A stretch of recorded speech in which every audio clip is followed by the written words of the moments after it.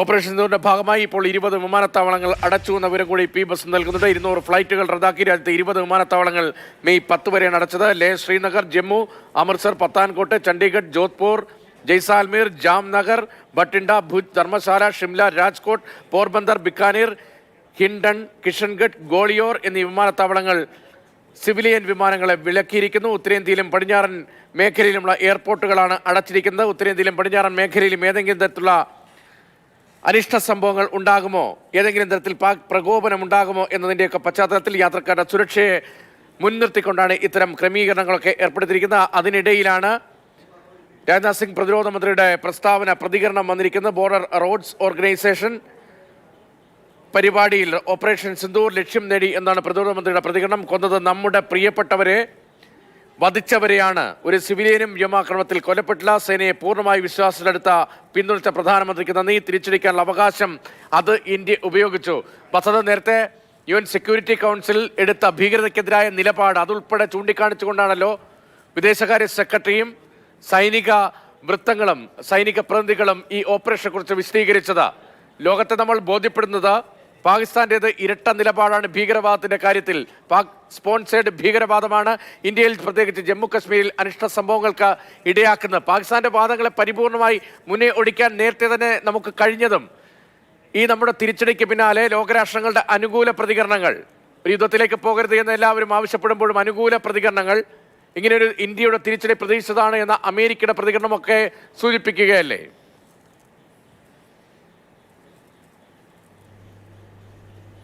രതീഷ്, തീർച്ചയായും ഇന്ത്യ ഇന്ന് നടത്തിയ വ്യോമാക്രമണം ലോകത്തെ അറിയിച്ചത് ആരൊക്കെ എന്നുള്ളതാണ് അതിലെ ഏറ്റവും ശ്രദ്ധേയമായ ഒരു കാര്യം.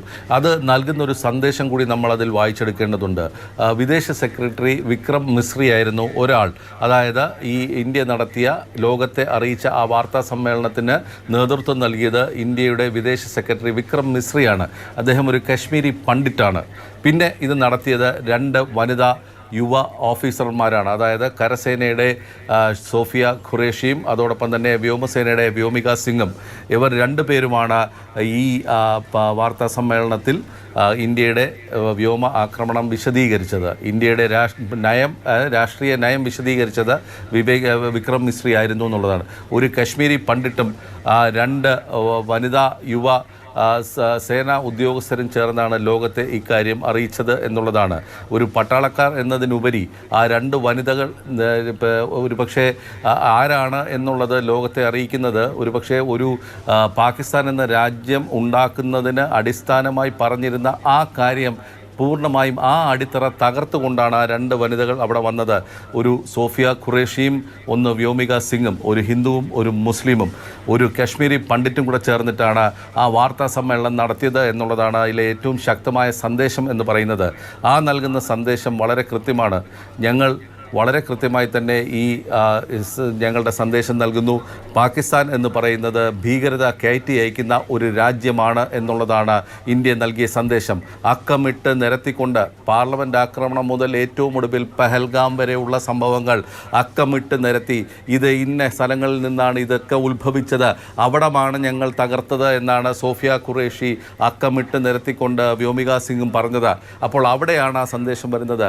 അതിൻ്റെ കൃത്യമായ രാഷ്ട്രീയം കൂടി പറയുന്നു. എന്തുകൊണ്ട് ഐക്യരാഷ്ട്രസഭ അടക്കമുള്ള സ്ഥലങ്ങളിൽ ഇന്ത്യ ഈ വിഷയം ഉന്നയിച്ചപ്പോഴൊക്കെ പാകിസ്ഥാൻ കൈമലർത്തിയതാണ്. ഞങ്ങൾക്ക് ഭീകരതയുമായി യാതൊരു ബന്ധവുമില്ല, ഒരു ക്യാമ്പും ഞങ്ങളുടെ നാട്ടിലില്ല, ഒരു ഭീകരനും ഞങ്ങളുടെ നാട്ടിലില്ല എന്ന് ഇന്ന് രാവിലെയും പറഞ്ഞിരുന്ന പാകിസ്ഥാന് ഒരു മറുപടിയിലൂടെ, ഒരു വ്യോമാക്രമണത്തിലൂടെ ഇന്ത്യ അത് കാണിക്കുന്നു. നിങ്ങളുടെ നാട്ടിലാണ് ഇവരെല്ലാവരും ഉള്ളത്.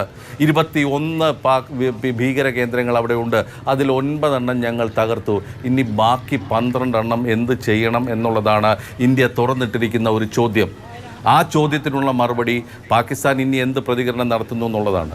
ആ പ്രതികരണം പാകിസ്ഥാൻ്റെ ഭാഗത്തു നിന്ന് വന്നാൽ ഈ 12 എണ്ണത്തിൻ്റെ കാര്യത്തിലും ഇന്ത്യയുടെ ഉത്തരമുണ്ടാകുമെന്ന് മാത്രമേ നമുക്കിപ്പോൾ പറയാൻ കഴിയുകയുള്ളൂ. രതീഷ്, വളരെ പ്രധാനപ്പെട്ട ഒരു പോയിന്റാണ് പി വസന്ത് വിശദീകരിച്ചത്. അത് ലോകത്തിന് മുന്നിലേക്കും ഇട്ടൊരു ചിന്തയാണ്. 21 ഭീകര പോയിന്റുകൾ, ഭീകരർക്ക് സൗകര്യമൊരുക്കുന്ന പാക് സർക്കാരിൻ്റെ നടപടിയെ ചോദ്യം ചെയ്തുകൊണ്ട് നിങ്ങളുടെ നാട്ടിൽ 21 ഭീകര കേന്ദ്രങ്ങളിലെ അത് 21 ഞങ്ങൾ ഐഡൻറ്റിഫൈ ചെയ്തിട്ടുണ്ട്. അതിൽ 9 ആക്രമണം, 9 ഭീകരരെ വധിക്കുന്നതിന് വേണ്ടിയാണ്. നിങ്ങളുടെ സൈനിക സംവിധാനങ്ങളെ ഞങ്ങൾ ആക്രമിച്ചിട്ടില്ല, സൈനിക പോസ്റ്റുകൾ ആക്രമിച്ചിട്ടില്ല, സാധാരണക്കാർക്ക് എതിരെ ആക്രമണം നടത്തിയിട്ടില്ല.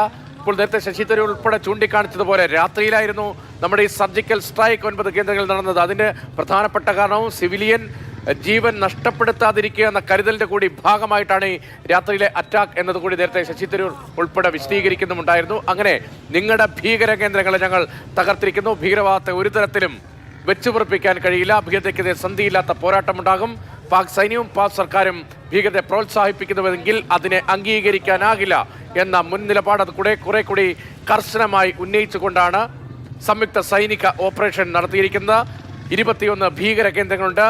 ബാക്കിയുള്ള ഭീകര കേന്ദ്രങ്ങളുടെ കാര്യത്തിൽ നിങ്ങളുടെ നിലപാട് എന്താണ് എന്ന ചോദ്യം കൂടി ഉന്നയിച്ചുകൊണ്ടാണ് ഇന്ത്യ ഇപ്പോൾ നടപടി സ്വീകരിച്ചിരിക്കുന്നത്. ഇന്ത്യയുടെ പൊതുവിൽ ശരിയായ നിലപാടാണ് എന്ന പ്രതികരണമാണ് എല്ലാ രാഷ്ട്രീയ പാർട്ടികളുടെയും ഭാഗത്ത് നിന്ന് ഉണ്ടായിരിക്കുന്നത്. എല്ലാ രാഷ്ട്രീയ പാർട്ടികളും സൈന്യത്തിന്റെ നീക്കത്തെ പിന്തുണച്ചിരിക്കുന്നു. രാജ്യത്തിന്റെ വളരെ പ്രധാനപ്പെട്ട ഒരു നീക്കം എന്ന നിലയിൽ തന്നെ എല്ലാ പ്രമുഖ രാഷ്ട്രീയ കക്ഷികളും സൈന്യത്തിന്റെ നീക്കത്തെ പിന്തുണച്ചിരിക്കുന്നു. ഒരു മറുവാക്ക് പോലുമില്ല. അത്രമേൽ പഹൽഗാം എന്ന ഭീകരാക്രമണം 26 പേരുടെ ജീവൻ നഷ്ടപ്പെട്ട സാഹചര്യം, ഒരു നേപ്പാളി പൗരൻ ഉൾപ്പെടെ, അത് രാജ്യത്തെ മുറിവേൽപ്പിച്ചിരിക്കുന്നു. ആ കണ്ണീരിന് മറുപടി നൽകുക എന്നത് രാജ്യത്തിന്റെ വികാരമായിരുന്നു. ഇനി അടുത്തതെന്ത്? അത് പാകിസ്ഥാന്റെ അടുത്ത നീക്കത്തിന്റെ അടിസ്ഥാനത്തിലായിരിക്കാം. പാകിസ്ഥാൻ ഏത് തരത്തിൽ പ്രതികരിക്കുന്നു അതിന് അതേ നാണയത്തിൽ മറുപടി നൽകുക എന്ന് തന്നെയാണ് സർവസജ്ജമായ നമ്മുടെ സേനയുടെ ഇപ്പോഴത്തെ ദൗത്യം. ആ ദൗത്യം സേനയെ പരിപൂർണമായി ഏൽപ്പിച്ചു കഴിഞ്ഞു എന്നാണ് ഈ മണിക്കൂറിൽ പ്രതിരോധ മന്ത്രി രാജ്നാഥ് സിംഗ് ഉൾപ്പെടെ വ്യക്തമാക്കുന്നത്.